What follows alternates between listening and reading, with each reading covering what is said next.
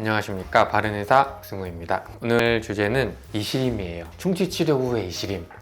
정말 난감하죠. 충치치료를 했는데 이가 시려. 환자분도 난감하고 치료를 한 치과 의사도 난감한 경우가 이 경우라고 생각을 합니다. 여기서 이제 시렵다고 하는 거는 차가운 느낌도 그럴 수 있지만 씹을 때 뭔가 시큰한 느낌도 환자분들 시렵다 표현을 하거든요. 그것까지 포함을 좀 시켜볼게요. 이 시린 거를 우리 크게 나눠 보면, 첫 번째는 신경치료 없이 이가 시린 경우가 있고, 신경치료를 했는데 시린 경우가 있고, 또 하나는 레진 또는 인레이 치료를 한 다음에 시린 경우가 있습니다. 레진 치료를 할 때 쓰는 약품이 되게 많아요. 약품의 종류가 많으니까 그 과정마다 우리가 어떤 공을 들이지 않거나 스텝에서 뭔가 꼬여버리게 되면 거기서 탈이 날 수가 있고 시린 증상이 생길 수가 있는 거예요. 특히 이제 상아질이라고 하는 되게 독특한 조직인데, 이 상아질은 신경하고 가까이 있어요. 상아세관이라는 물이 들어있는 개통되는 부분이라고 생각하면 되는데, 거기에 조직액이 있어갖고 치료에 관여를 하게 돼요. 레진 치료 자체도 복잡한데 상아질 자체만으로도 이렇게 고려할 사항이 많다 보니까 치료를 할 때 시린 증상이 발생할 수 있을 가능성이 많아지게 되는 겁니다. 이 환자분은 이제 여기 시커멓게 보인다고 해서 오셨어요. 엑스레이를 찍어보면은 시커먼 충치가 치아 안에 들어있는 신경하고 혈관인데까지 내려간 것 같거든요. 레진 치료를 마무리를 했는데 환자분이 오셔가지고 조금 시렵다고 말씀을 하시는 거예요. 가능성이 두 가지가 있는 거죠. 충치를 제거할 때 상아질, 상아세관, 거기서 미세하게 신경하고 가까웠을 가능성이 있고, 두 번째는 정상적으로 레진 치료가 된 경우에는 상아질이랑 레진이랑 빈틈없이 이렇게 딱 붙어버리는데 모종의 원인이 있어가지고 이렇게 틈이 생겨버리는 거예요. 레진이 워낙 복잡한 치료이기 때문에 기구 조작 과정에서 침이 들어가거나 그럴 수도 있고, 상아세관에는 조직액이 있는데 조직액 때문에 건조가 되지 않았다든지 이런 틈 때문에 시린 증상이 생겼을 가능성도 있어요. 이 환자분은 충치 치료를 했어요. 충분히 격리를 하고 치료를 했음에도 불구하고 그쪽으로 침이 조금 들어갔던 것 같아요. 레진에 미세한 틈이 생겼다기보다 신경하고 가까이 있었다기보다는 충치를 제거하고 나서 타액, 경리가 충분하게 되지 않아서 오염이 되었던 걸로 제가 판단을 했고, 기존에 치료했던 레진을 제거하고 다시 치료를 했습니다. 제가 이제 이렇게 경우를 말씀드렸던 이유가, 레진 또는 인레이 치료를 하려던 와중에 시린 증상이 생길 수가 있고, 전기자극 치료를 통해서 원상복구를 할 수도 있고, 어쩔 수 없이 신경치료까지 가게 되는 경우가 있다고 말씀드리기 위해서 좀 설명을 드렸어요.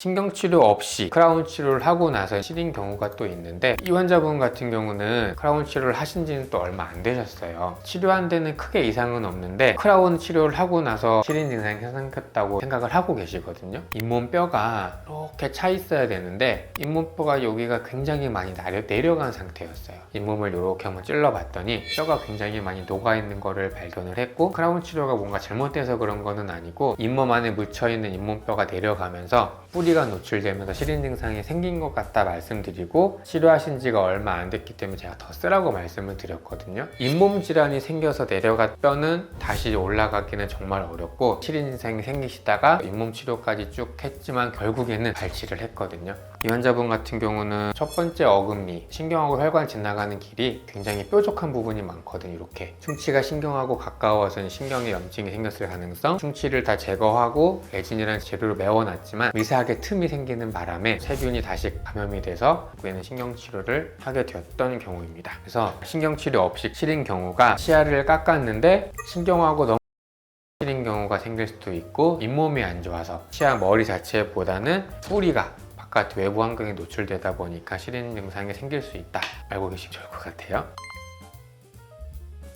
이가 시린 거는 찬물 먹었을 때 시려, 이런 느낌일 수도 있지만 대부분은 시큰하다, 씹을 때 찌릿한 느낌을 환자분들은 시리다고 표현을 하시거든요. 이런 경우가 있어요. 신경치료를 이미 여러 군데 하셨죠. 제가 봤을 때도 신경치료는 잘 돼 있고 도대체 왜 시큰할까, 제가 CT를 한번 찍어봤거든요. 신경치료는 뿌리 끝까지 잘 되어 있는데 뿌리 끝에 이렇게 어때요? 염증이 생긴 거예요. 신경치료를 했지만 뿌리 끝에 남아있는 세균이 염증을 만든 거고, 잇몸 고름주머니 염증이 있으니까 씹을 때마다 어때요? 불편감 생긴 거죠. 어떻게 해야 될까요? 뽑아야 될까요? 그래서 이 환자분은 식은단 절제술을 통해서 감염된 뿌리 끝을 잘라서 다시 사용하실 수 있게 됐어요. 신경치료를 하고 시큰한 느낌이 들었을 때 대체할 수 있는 경우도 있지만 그렇지 못한 경우도 상당히 많아요. 어떤 상태인지 한번 볼게요. 치아 머리는 여기까지인데 이거 보이시나요? 금이 뿌리 끝까지 내려가 있던 거예요.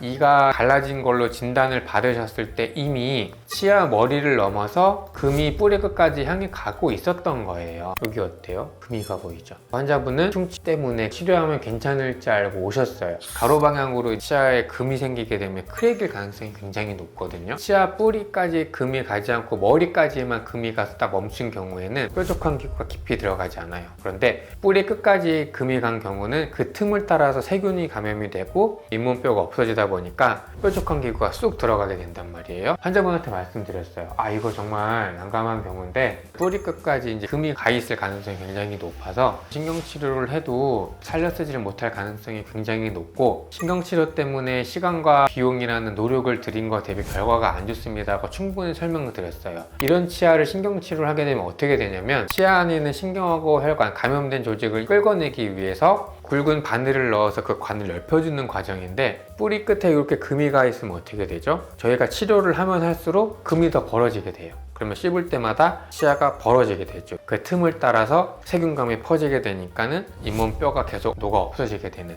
경우가 생기게 됩니다.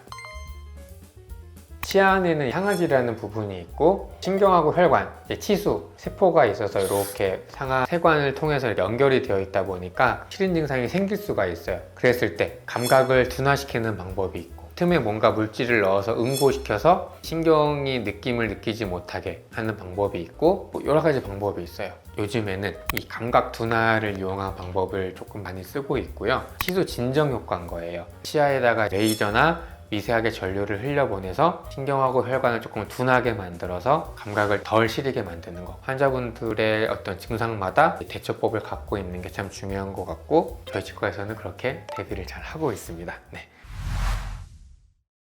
정리를 해보면, 레진 또는 인레이 치료를 한 다음에 시린 경우는 재치료를 하거나 해서 이제 시린 증상이 되돌릴 수도 있는 경우도 있지만, 간혹 가다가는 신경치료까지 가는 경우도 있다. 두 번째, 신경치료 없이 크라운 치료를 해서 시린 경우는 치아를 깎았을 때 신경하고 혈관하고 너무 가까이 있어서 시린 경우도 있고, 잇몸 뼈가 내려가서 치아 신경하고는 관계없이 뿌리가 노출되는 바람에 시린 경우가 있다. 세 번째는 신경치료까지 했지만 시린 증상이 남아있는 경우는 뿌리 끝에 염증이 생겨서 그럴 가능성이 높고, 신경치료를 다시 하든 치아 뿌리 끝까지 금이 내려간 경우는 발치를 해야 되는 경우도 있다.